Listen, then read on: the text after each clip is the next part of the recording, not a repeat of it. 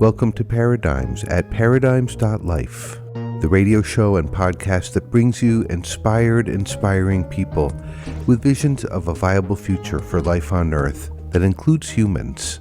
Hi, I'm Baruch, host of Paradigms. I'm glad you're here listening. This is our Halloween show for 2023. We've got a wonderful guest. She's a marine biologist, a musician, and a composer. It's a great combination, and really these things all come together in a ways that will delight. So we'll be talking with her about her work in the oceans, and we'll be listening to some of her music. So let's get to it and meet my guest right now on this episode of Paradigms.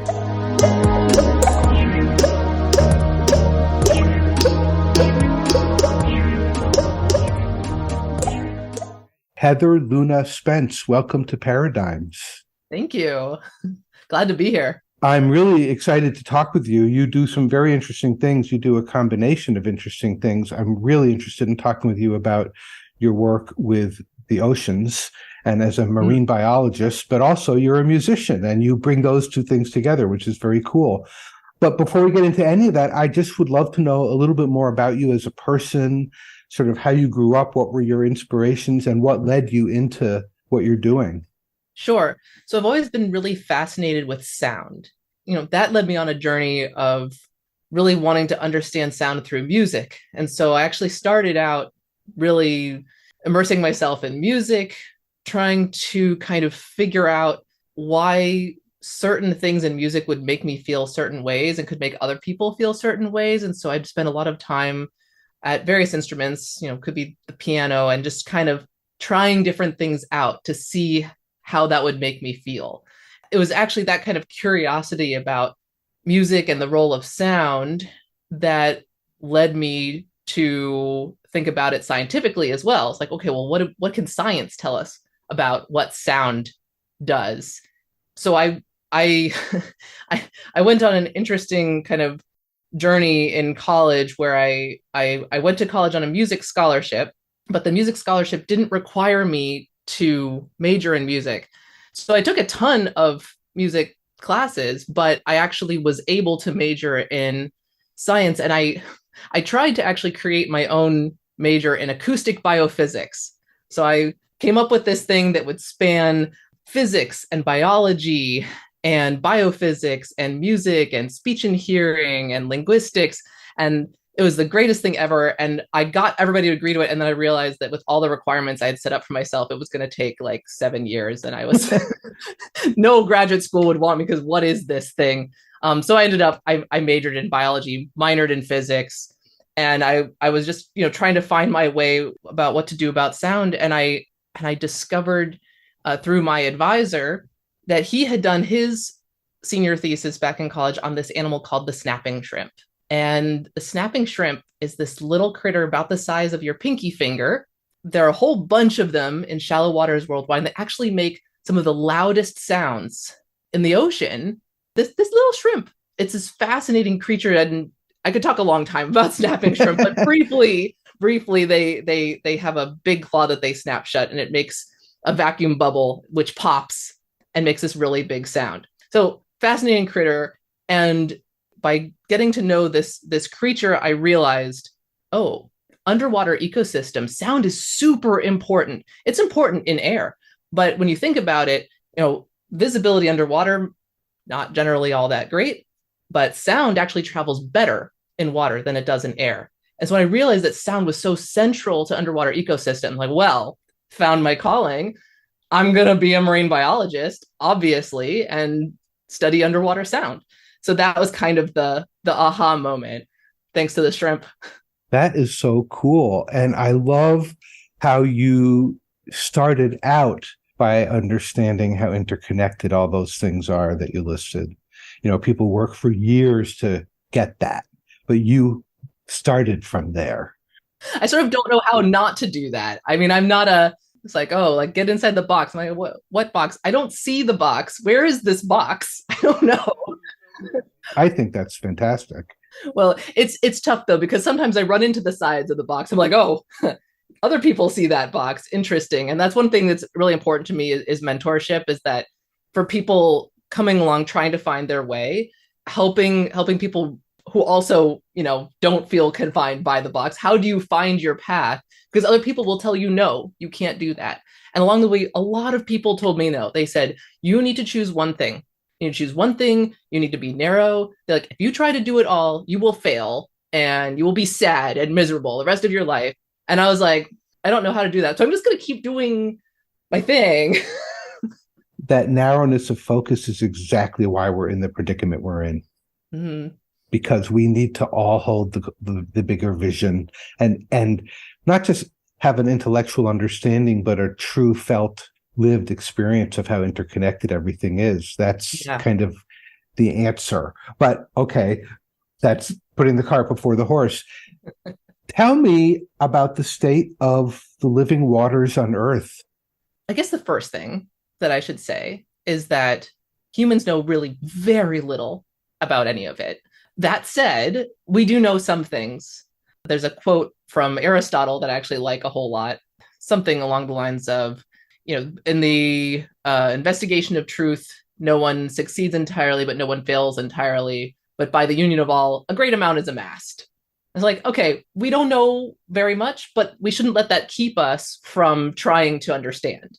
And so where I come in on this is that, okay, we need to be careful of rapid change.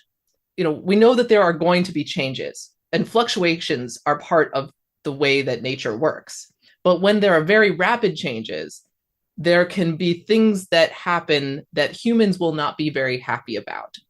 And so we need to be very cautious about those things, because while other creatures may do just fine, will we do just fine? And so if we're imagining a future with humans harmoniously a part of it, we need to think about that pace of change.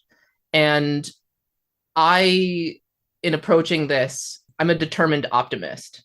And so I like to look at what's the low-hanging fruit, where are the areas where there's really win-win solutions, where there's waste, but it's not only unnecessary waste, but it's actually harming the industry that's causing it. And so could we address that and then everybody wins? And so things are more efficient. Things are more efficient, then everybody wins. So yeah, what can I say? I have many friends who are in conservation and they're focused on a particular region and they're heartbroken. Recent bleaching event in the coral reefs in Puerto Morelos, and that's scary. But in our grief, we need to find a way to figure out, okay, what are we going to do? Let's get some data. Let's figure out what we can, what do we need to pull together and figure out what we can do to improve the situation. I'm talking with Dr. Heather Luna Spence. Heather is a marine biologist, a musician, and a composer. And she's been talking with us about her work, and we're going to hear more about the implications of her work and the implications of human activity on marine life. But first, we're going to hear some of Heather's music, which she makes with sounds she's recorded from beneath the surface of the water, and which then inspire her to compose and create these musical pieces. We're going to hear a couple of them right now, starting with something called Inside Voices from Heather's album, Whale Hello There. This is Paradigms at paradigms.life.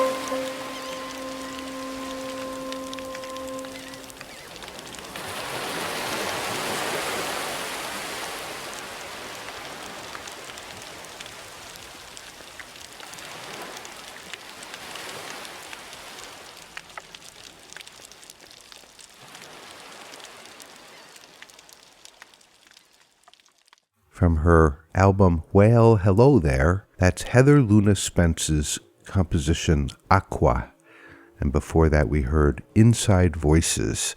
We'll be listening to more music from Heather's album, but let's get back to our conversation now. Here's Dr. Heather Luna Spence.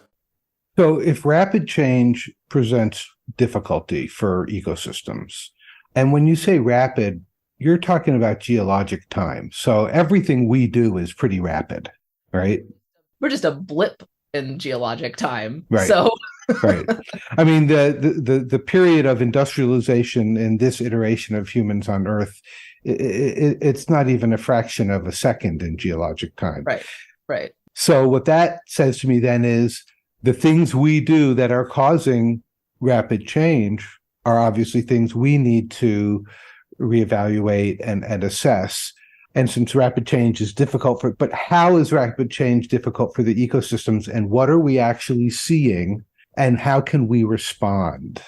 So I will take the example of sound, since that's my medium of choice, modality of choice. So when we humans produce sounds, when we think about what the impacts of those are, there's a range of impacts. So at the extreme end, we're concerned about very loud sounds actually causing hearing loss in various organisms.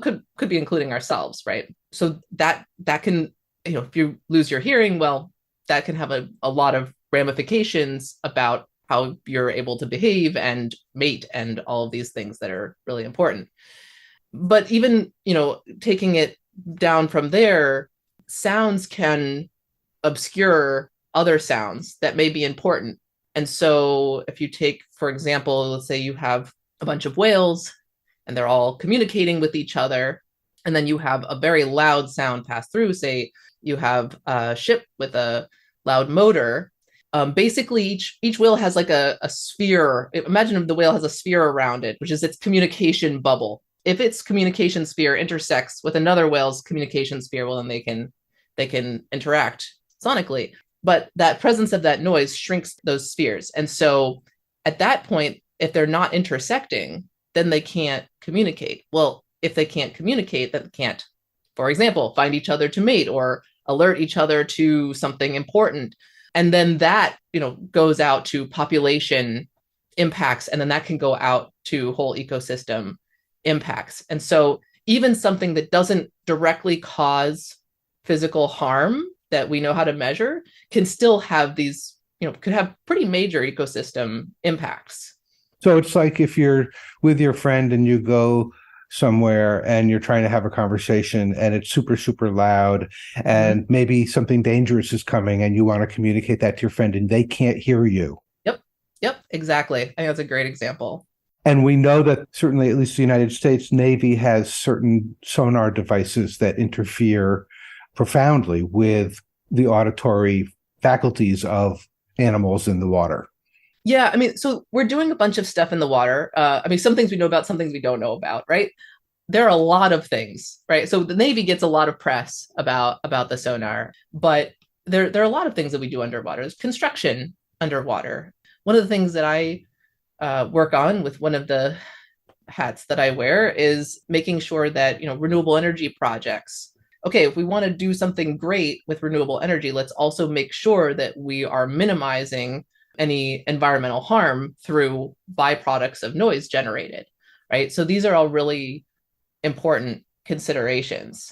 You mentioned the party scenario, and actually that's another thing. That's another angle that's kind of interesting. And so noise can cause issues for communication, but it can also do other kind of weirder changes. Like there's been most research I would say would be terrestrial research with birds and like road noise. But if there's some sound at a particular pitch, and that's where say a bird is that's normally where they're speaking or listening, they may actually change the pitch of their communication to be above or below that. And so if you think about those kinds of changes, that's a little more subtle. It could be very important. But there are these other kinds of subtle changes that happen as, different creatures are adapting to, a changing soundscape then we need to be thinking about those changes as well, because that can also have cascading impacts. Fascinating.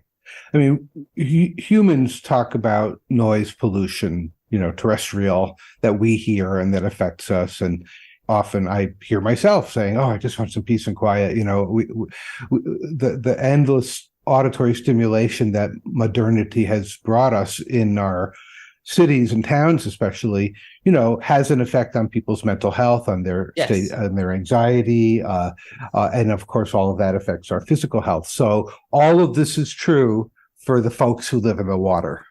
Yep, absolutely. Yeah. It makes me immediately think of when we test bombs in the water, what that must do. Yeah.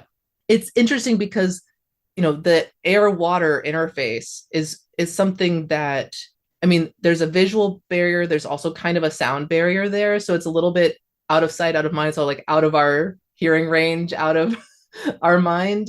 It's really interesting to me how, as humans, when we go underwater, people generally describe the experience as quiet.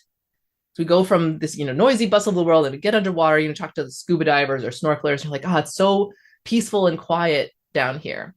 But that's actually because of the way that our ears work, right? And so the ocean is not a quiet place. There's a lot of sounds going on. But similarly, because there are a lot of sounds going on, then there's a lot to disrupt with other sounds. And the fact that we're not equipped to hear all that probably makes it a lot easier for humans to ignore their impact. Yep. And it's sort of, it's still this kind of alien world.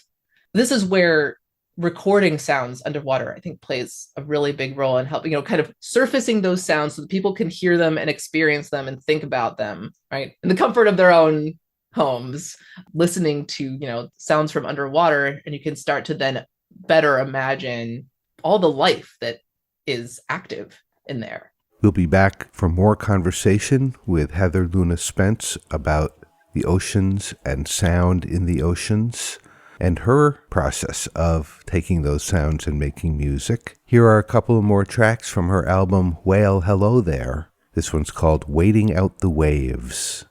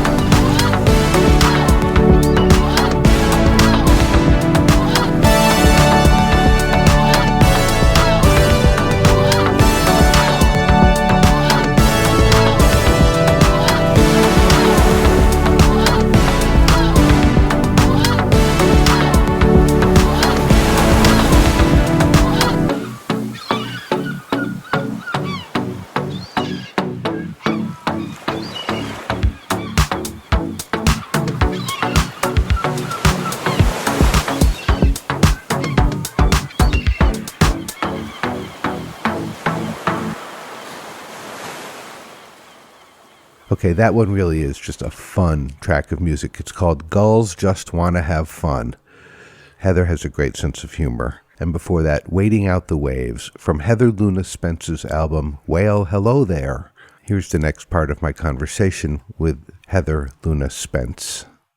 You're listening to Paradigms at paradigms.life. I want to get to your music in a second, but first I just want to appreciate that there is a role for a person, for you, in human industry, in the human world, to be the one who says, wait a minute, the sounds we're making in the water have an impact, and that someone cares enough to hire you, to listen to you, and to respond to those concerns. I just want to appreciate that for a moment. Yeah. That's probably a relatively new thing.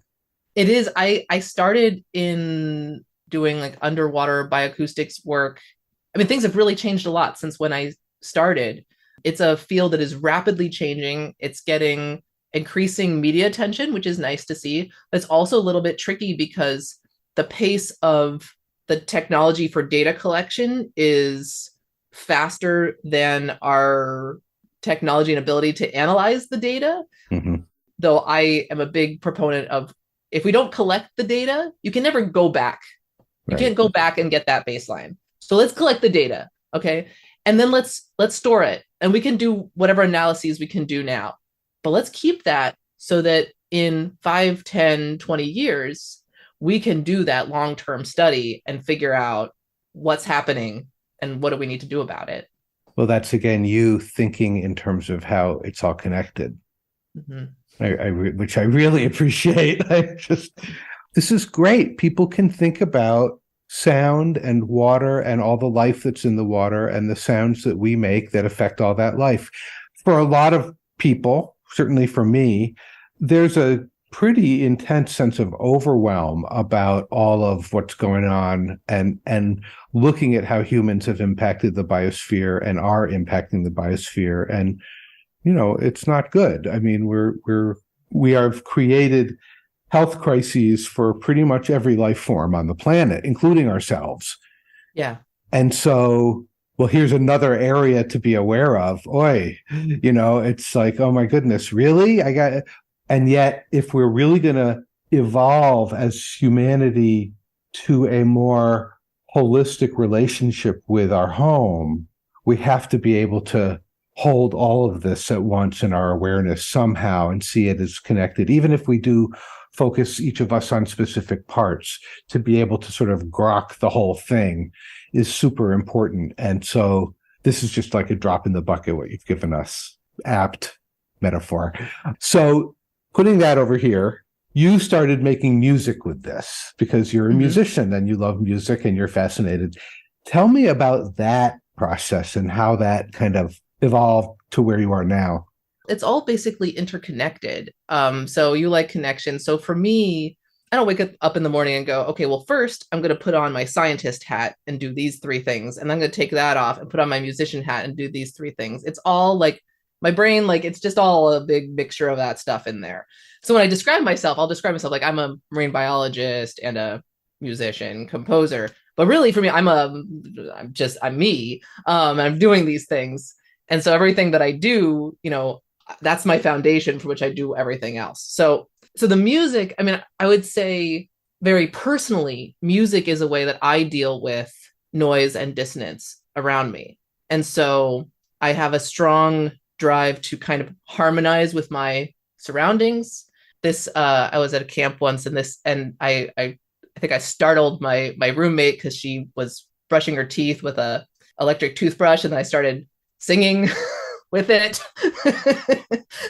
Right. It's like, you know, if there's stuff going on, I'm gonna kind of harmonize with it. It's like if you can't beat it, join it.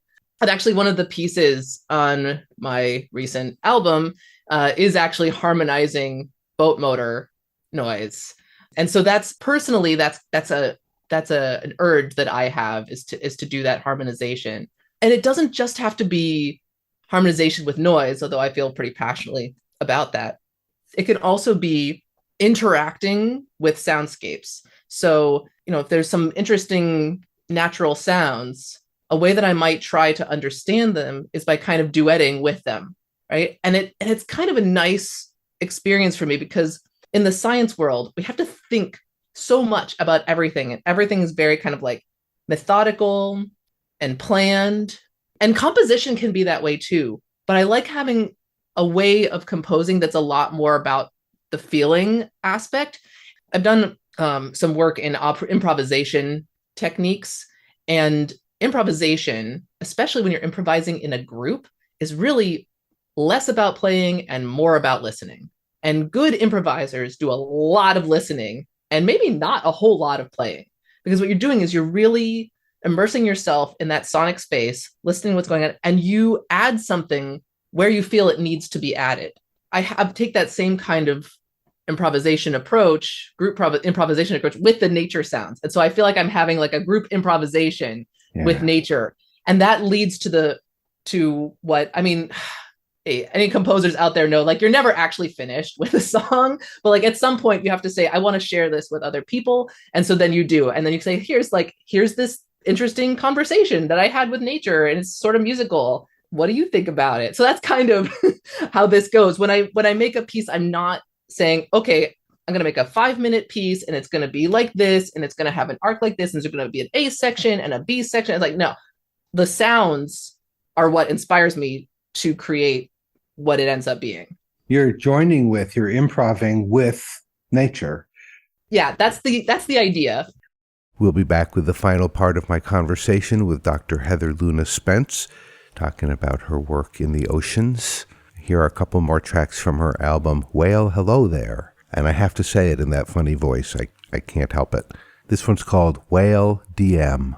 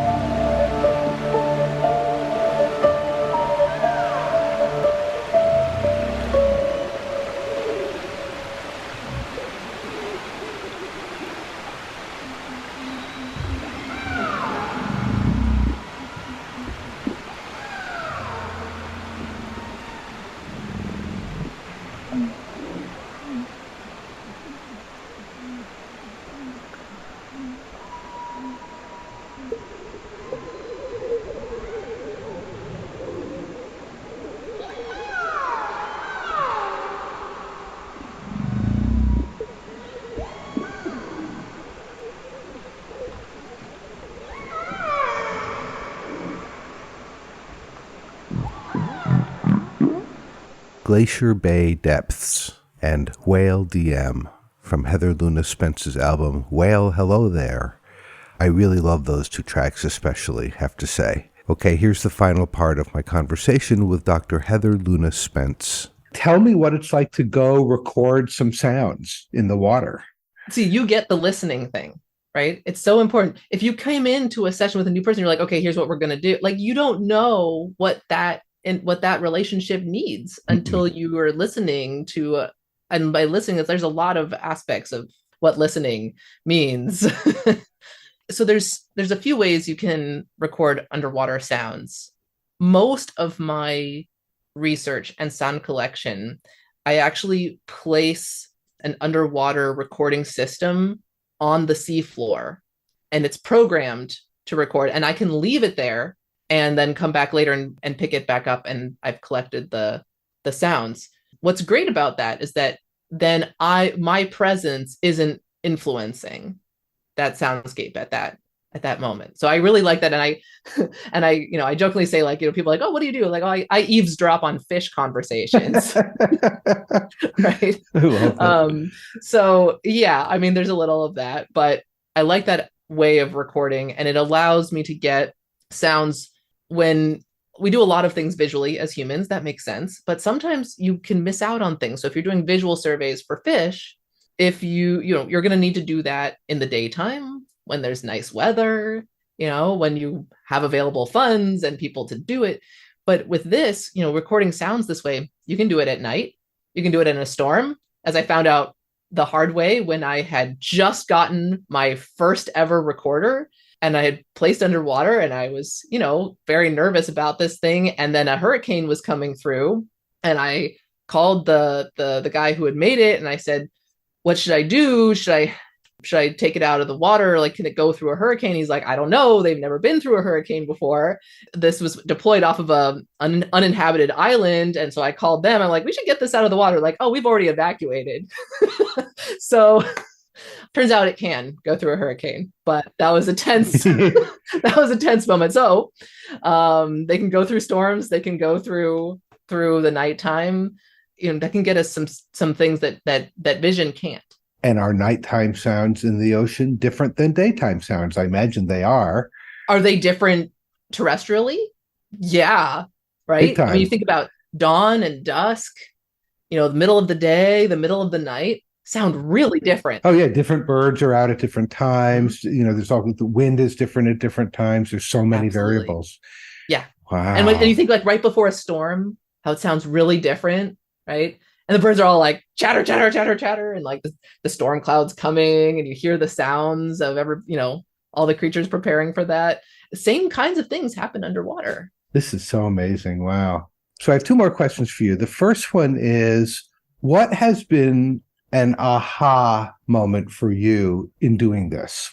What's something that came to you, maybe a recent thing where you were like, oh, and you had sort of a sense of discovery, or something suddenly clicked and made sense, something like that? Yeah. I think it was realizing that the work that I'm doing, there's my personal sense of what I'm doing, but really I'm trying to get this to be something that I can share with others, and that other people, like, you can do this too. You can go out and listen and make these connections. You can jam with other parts of nature. And so I had this realization, if I wanted to kind of sum up what I'm doing, it's not just marine biology or music. It's really community-based conservation. Because when we think about it, these connections, right? We need to all work together to better understand and protect what we rely on together. And my second question is, what are you working on now, project-wise? Right this minute, I'm actually making a spooky Halloween themed sound art thing that is using sounds from coral reefs, exploring them with a Halloween theme, because I've got a friend who's gonna have a big science themed Halloween event in Louisiana, and so I'm gonna contribute a spooky coral reef contribution that hopefully will get people fascinated, all of these sounds that they had no idea were happening in the ocean. That sounds fantastic. I can't wait to hear it. Heather, I feel like we just scratched the surface. There's so much, but I'm really excited about what you're doing, partly because it's just cool and interesting, but also because by bringing more awareness to people and by bringing sort of more dimensional awareness to people, humanity, which I think of as one being, we, I, it, us, have so much growing and learning to do in order to move beyond the crises we've created. And this feels like it's a piece of that. So I really love it. Thank you so much for talking with me. It's been a great conversation. Heather Luna Spence, it was really fun talking with you. I completely enjoyed our conversation. I love your energy. I love your enthusiasm and your passion for the oceans and for the music. You're on an interesting mission. Folks, if you'd like to know more, Heather's website is heatherspence.net. You can learn about her work as a marine biologist, hear more of her music. She has a blog, so you can keep track of what she's up to. I have a feeling she's going to continue to be doing really interesting things. Now, what can we learn from all of this? Well, we can learn the obvious, which is that human life affects the oceans in this way: the sounds we put into the water. Last week we talked about overfishing and overharvesting of marine life. Now we look at how we affect marine life with our activities, whether it's ships or underwater construction or military activity, which is a really big disruptor, both above the surface and below. I'm not sure what we can do about these things except to be aware of them, and when there are projects happening, to raise our voices about the impact those projects can have. So if you live in a coastal area, for instance, and there are projects happening, and you think that those projects may be disrupting marine life, raise your voice. Talk to the people doing the projects. Write to the local newspaper. Protecting marine life can happen in many ways. And as we know, protecting marine life is protecting all life. I hope you enjoyed this episode of Paradigms and that you'll check out our archives at the Paradigms website, paradigms.life. And if you're celebrating Halloween, either as just a fun holiday or as really a time that some people believe the veils between the worlds are thin. Maybe you've been dreaming about loved ones who've passed on, Samhain, All Hallows Eve, aspects of life. So I'm going to leave you with a little bit of a piece of music that Heather mentioned that she made. It's not really musical, it's more sound effects. It's a Halloween sound melange made from sounds recorded in a coral reef. And then we'll listen to a track called Pinapedia, a bit more musical, from Whale Hello There. I really want a Groucho Marx cigar when I say that. And let's let the word for the week again be peace. Let us speak it, let us invoke it, let us imagine it, let us even insist upon it. If all humans would put down their weapons and sit and breathe and contemplate peace, the world would change immediately. It's possible. Okay. Baruch signing off for this episode of Paradigms. We'll be back next time with more inspiring people. Until then, let's be aware of the oceans. Let's be aware of peace. And be well.